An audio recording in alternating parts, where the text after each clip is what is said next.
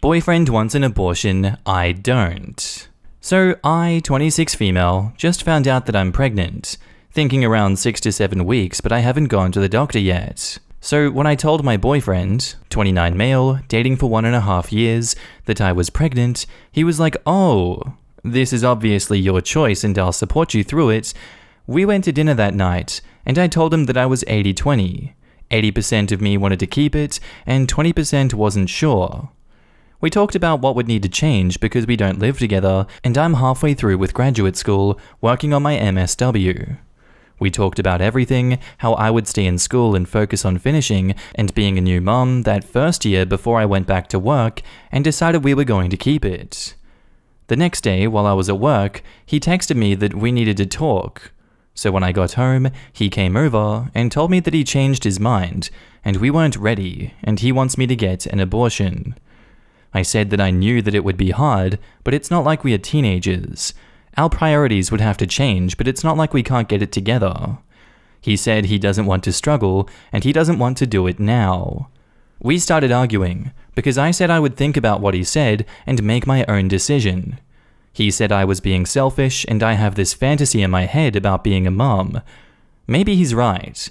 He said since I got an abortion when I was 21, it shouldn't be a hard decision now. But those circumstances were completely different.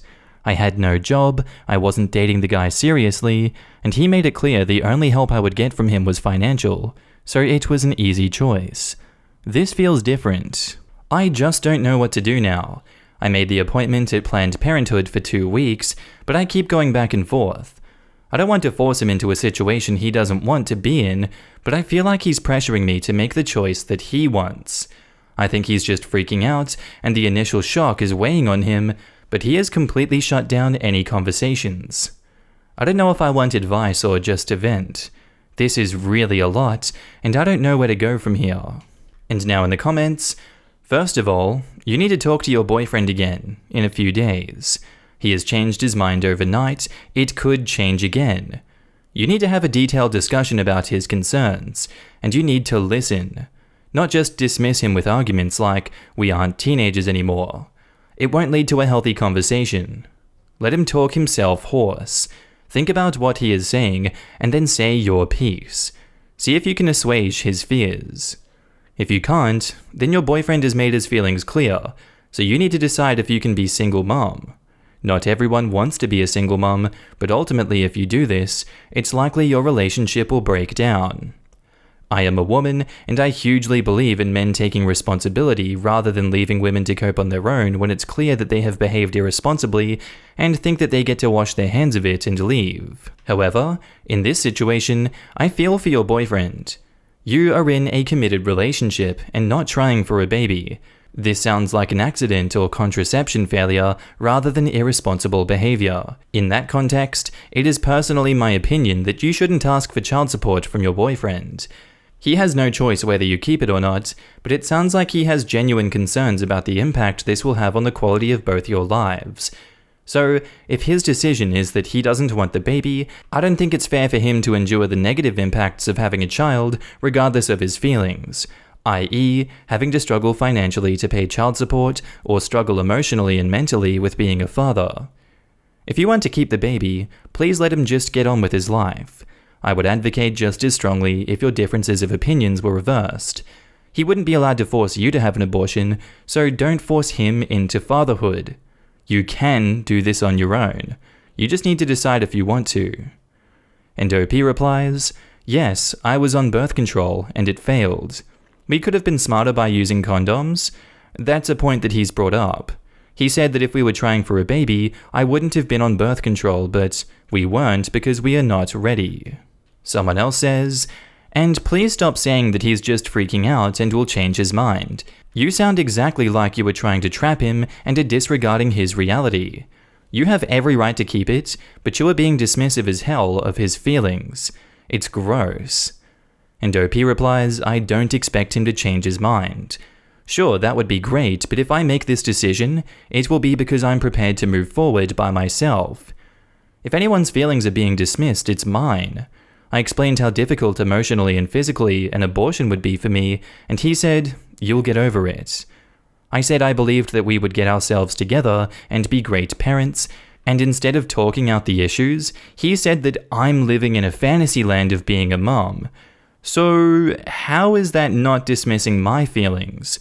Every conversation we've had has been about how he feels about things, not the other way around. I'm not saying that he's not being dismissive. However, he's not here for me to tell him that he sucks for the way that he handled that conversation with you. His behavior is shameful and immature. He's also not asking others' opinions. You are. He's wrong. He is so wrong. But you are misstepping in some huge ways that I think will be detrimental to you, him, and your baby. I am not offering my criticism to be mean, but because I don't want you deluding yourself or putting yourself in an even more unfortunate situation than before. I hope that clears things up. And now onto the update. So I thought on it for a few days and decided that I would be willing to move forward as a single mother if that's what it came to, so I went to my boyfriend and explained that I was not going to get an abortion. I told him if he didn't want to be involved, I would not force him to have a relationship with me or the child, and I would not take him to court. I explained that I want to do this with him, that I love him, and I think he would be an amazing dad. But I wasn't going to force him, and then gave him some time to think about it. After a while, he decided that he was all in with me, and once we began telling my family and he saw how excited and supportive they all were, he really started to get excited. We are in a great place right now, and my dad's girlfriend offered us her townhouse, and we'll be moving there a few months before the baby comes. Smiley face. I don't think anyone really cares about this update, but I thought I'd share just in case. I want to thank everyone for their thoughtful responses and advice. Smiley face. I'll be a mum this summer, and I am so excited. And now in the comments, congrats, and here's an LPT. Privately have enough set aside to make sure that you can move out on a moment's notice by yourself. Make this a priority for you and your child's welfare. This is how security and stability are established. The importance of this type of safety net cannot be overstated. It will prevent anyone from trapping you. Trapping women is easier than leveling up to earn a woman's devotion and respect. And OP says, absolutely. That's why we're going with the townhouse, because we will not have to sign a lease, and the money will be going directly to my dad and his girlfriend. I have about $25,000 saved up, certainly enough for a down payment on a house, but neither of us feel ready enough for the commitment of owning a property together. Our finances are still separate, and we are splitting everything 50-50. I still have my job, and they are aware. I'll be taking maternity leave and still finishing my master's program. I have no desire to marry anytime soon, and we agree on that, and will 100% be keeping my job and future career prospects. I am fortunate to come from a family that is financially comfortable and would help with any future changes. My dad is actually sad to see me go, and had told me plenty of times that I don't have to leave. Even though he loves my boyfriend and they get along great, he just doesn't want me to feel stuck or forget that I have options. I appreciate the advice. Congratulations. Not to be a Debbie Downer, but with the way he came around alarms me. I've got a sneaking suspicion that he might just be saying these things because he doesn't want to lose you. Doesn't it seem weird that he came around so fast after you spoke to him? Basically, you told him you're locked in having this baby, whether he wants to be a part of that or not. Honestly, I'm not trying to put a downer on your announcement, it's just odd to me. And OP replies, I know what you mean. He really was initially excited, and then it started sinking in, and he began to panic. I do believe he is genuinely excited and happy now, and I don't think that has too much to do with me personally. Almost all his friends have children and have been getting super excited, so that's been getting him more excited. He texts my mum updates daily, and has even been texting me cribs, even though we have plenty of time to worry about that. I hope his excitement is genuine, but time will tell. Not to be another downer, but remember that excitement wears off. If his stance was, I don't think we're ready for this, you probably won't have a problem really, but if he stated that he never wanted kids, you might be setting him up to be a resentful parent and husband in the future. I'm happy for you, OP. Congrats on the kid, and I hope you two are very happy. And OP replies, nope. We always talked about having at least 3 kids one day, but we obviously wanted to be more settled. That never changed. We've always wanted to be parents, and I specifically requested he not propose to me and not allow anyone to think that that's the right thing to do, because I don't think it is. If we get married in the future, it will be because we both want it. Our relationship has been great and extremely healthy. This was the first big wrench thrown in, and we had to work through it. He's been happy and super supportive since then, but obviously time will tell. And what would you know, OP has an update number 2. Hello. It's been almost a year since my last update. I don't know if you even remember my post, and I don't know how to link on my profile, so I don't know. I just wanted to give you a short update. We had our son this summer, and he is the happiest, healthiest baby boy, and has added so much love and joy to our lives. After the initial freaking out, we both decided we were committed to raising our son together. We moved in together 3 months before my due date, and things have been great so far. We obviously still have our little arguments and have our new parent stress, exasperated by a lack of sleep, but we have really grown this last year. My boyfriend was able to find a good job, with benefits, and has become the main caretaker for our son. He's off work for the winter season, works outside so he will be returning soon, as I'm out of the house 6 days a week, sad face, working full time, finishing graduate school and an internship on top of that. I really could not have done this without his support and the support of my family, who helps in more ways than I can name. I can't wait until I graduate in May and I can dedicate more time to him and our son. He has taken to fatherhood so naturally and really does the heavy lifting. I'm very grateful. So far, we are doing well, and I hope we can continue that way. And thank you to all the people that typed words of encouragement and a big F you to the people who said, "Can't wait till you're crying because you're a single mom." And now in the comments, I'm glad it worked out for them. That so easily could have been the end of their relationship. I was fully expecting the line after her telling him she wasn't going to get an abortion to be, "Then I never saw or heard from him again." Agreed. People who seem the happiest and ready can flip under the pressure, and those who are scared of uncertainty can step up and grow into supportive partners and parents. You have to really want it and be prepared to go alone, because you never know. He could get hit by a bus. But we always try our best to allow for healthy communication. Whether you two make it as a couple or not, that's what will help the child going forward. I think he was wrong to pressure her, but accidents happen, and I'm glad she didn't want to force him into parenthood either. Yeah, the only bad thing here was his initial insistence, especially with the underhanded, "You've done it once already" type comment. That said, we all make mistakes and bad decisions and choices of words, and he committed to being there, and things are good. Quote, "He said since I got an abortion when I was 21, it shouldn't be a hard decision now." This comment is so horrible. I'm happy if they're happy and create a good environment for their child, but some of his comments were so not okay. Best friend of 12 years chose her boyfriend over me, and now she is begging for forgiveness. My ex-best friend, 21 female, and I, 22 female, knew each other for 12 years. We were literally each other's ride or dies. We were there for every important moment in our lives. I considered her as the sister that I never had. In January 2021, my best friend got into a relationship with a guy. She seemed happy, and she told me that he was the best guy she had ever been with. When I met him, he was cool, and he seemed nice.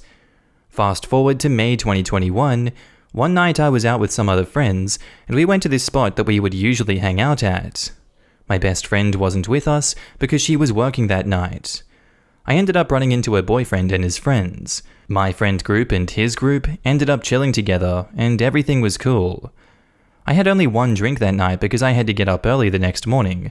However, everyone else had a couple of drinks in them. I ended up leaving early and told them that the Uber I had ordered was on its way.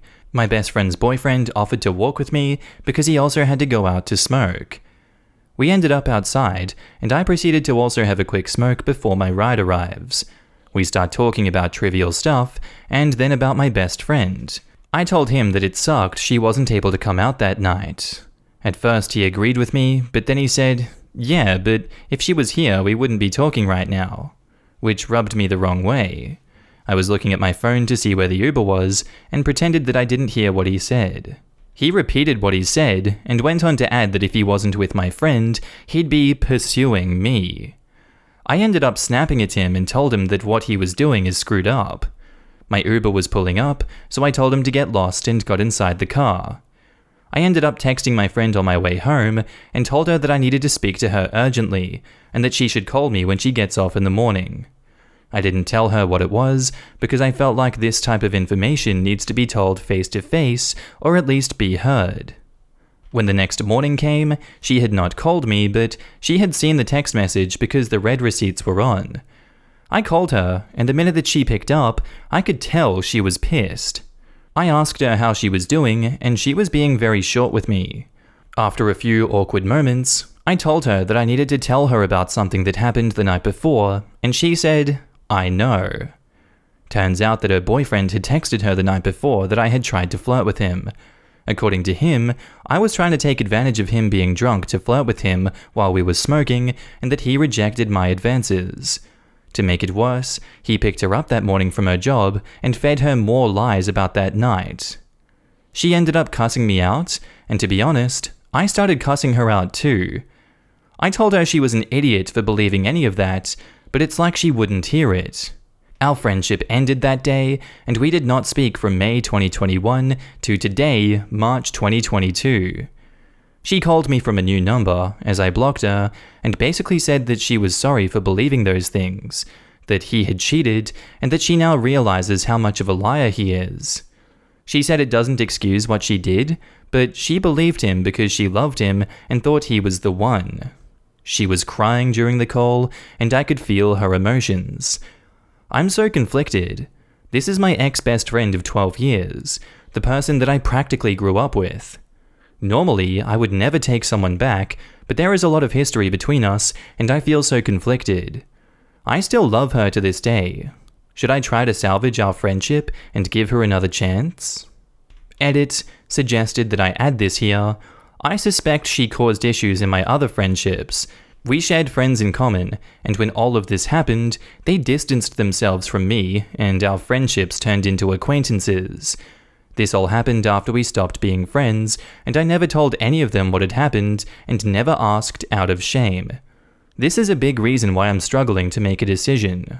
And now in the comments, forgiveness also doesn't mean that you have to be friends again. If she hadn't found out he cheated, she would still have thought that you were lying. And OP replies, "There's a part of me that wants to forgive, but there is another part that thinks that I would be forgiving her when it's not deserved. The rest of this is basically the edit that I just read." And Noodle Figure responds to that, "You can accept her apology without forgiving her and bring this issue with the mutual friends up to her.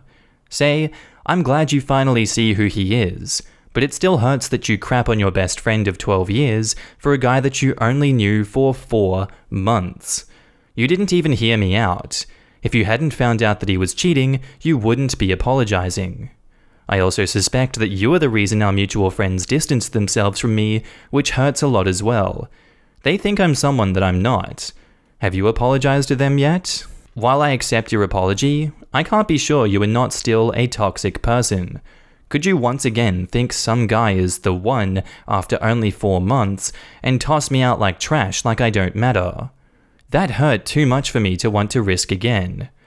If she takes some steps to show that she's truly remorseful, maybe you could slowly start rebuilding a friendship or keep her at a distance.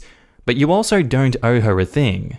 If you've been happy without her in your life, there is nothing wrong with moving on without her. Whether or not you let her back into your life is completely up to you, but you have to set boundaries and realize that only now is she willing to believe you. Instead of listening to both sides and putting her faith into the person she knew she could trust, she chose to listen and believe him. She feels bad now, but I don't know if she would really change her way of thinking enough to not have this situation happen again. And then it comes to you. Are you willing to be a good, faithful friend and remain the last one to be trusted and believed? And OP replies, "I'll always keep somebody's secret, regardless of whether we have a falling out or not. I'm just afraid by forgiving her, I'm making it seem like I don't have any self-love." Forgiveness and trust aren't the same thing. You can forgive her and decide to let the relationship go. You can also forgive her and decide to rebuild the relationship, and she can work to rebuild trust. Forgiveness is a gift, but trust needs to be earned. And now on to the update. First of all, thank you so much to everyone for the advice and comments. They truly helped when it came to sorting out my thoughts and feelings. I ended up meeting my ex-best friend at a cafe on Friday afternoon. I did not want to go to her place or for her to come to mine. It was extremely awkward and tense. She began to apologize again for what she did and said that she would take it all back. I told her how much she hurt me and how blindsided and betrayed I felt. I told her how upset I was by the fact that she never even met me to share my side of the story. She told me that she had suspicions that her ex wasn't who he said he was months prior to their breakup. She also said that she suspected he may have lied on me, but she wasn't sure. I asked her why she didn't say anything or reach out to me if she had doubts, and she said that once again, she wasn't sure and didn't know what to believe. I asked her why she is sure now that he was lying, and apparently it's because he threw it in her face during the breakup. Apparently they had a big argument, and he told her, "You are so fucking stupid, you let me convince you that your best friend was coming on to me." That kind of annoyed me, and I began to wonder if she would have reached out if he never confirmed her suspicions. I asked her that, and she said that she didn't know. We talked a bit more about the breakup, and then I asked if she had badmouthed me to our friends in common. She confessed that she did tell them that I had tried to hook up with her ex, that she couldn't believe I would betray her, and that I shouldn't be trusted. I told her that her spreading those lies really hurt my friendships, and that people now question my character. I told her that she needs to go tell those people the truth, and she agreed. I ended up telling her, although I appreciate her apologies, I can't forgive her. I told her that I don't hate her or have any bad feelings towards her, but that I can't forgive her. I can't get past the fact that she badmouthed me to people and only reached out to me because she got confirmation from the guy who lied about me. I thought about it, and deep down I know that I couldn't forgive her in the moment. I told her that I do not want her in my life right now, but that it might change. If I do end up wanting a friendship with her, then I'll reach out when and if I feel like I'm ready for that. We both ended up crying, and honestly, this felt worse than any breakup I've ever had. She told me that her mom asked about me, which made me extremely sad because her mom is like a second mother to me.